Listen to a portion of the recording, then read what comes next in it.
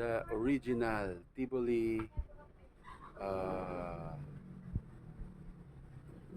house culture.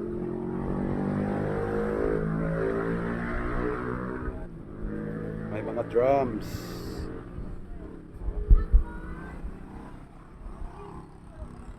Lahat ng mga materials gawa sa Tivoli tribal materials.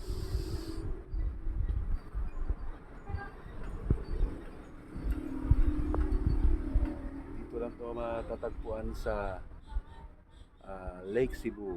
Anong address dire, Pastor? SLT. Lake Cebu Poblacion. Tingnan yung bintana nila, guys, oh. Baliktad. Baliktad ang bintana. Tingnan nyo dun sa labas. Yan front niya.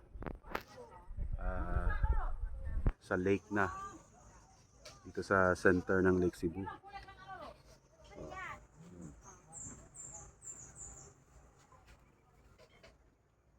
Yun, guys. Yung kwarto nila, oh. Ito yung kwarto nila, oh.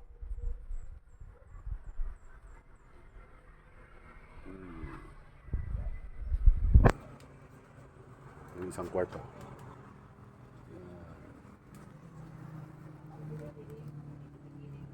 Yung pang isa.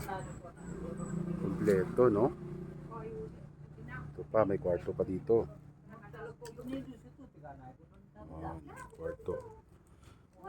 Ginatanaw ko ang kwan. Ang ginalapakan ko nga may kahoy, gid ba? Kadalom nga daan ko marusnak.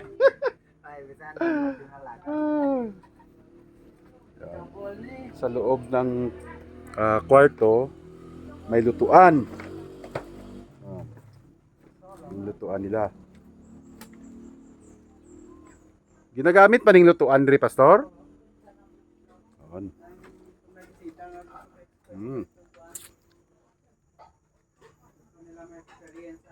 Tingnan nyo, guys. Tapos grabing pag-tour sa ako ni Pastor ba? Ay, gwapo. Daw sa Thailand kaya po, no? Pila ang one night nila ni Pastor? Moto pila na sa ila di. Ang one night nila, di ka biluganan eh? Kana, dala na mga pagkaon. Oh. Ang one night daw nila, guys, 10,000. Kung dadaan sa akin, 9,000 na lang.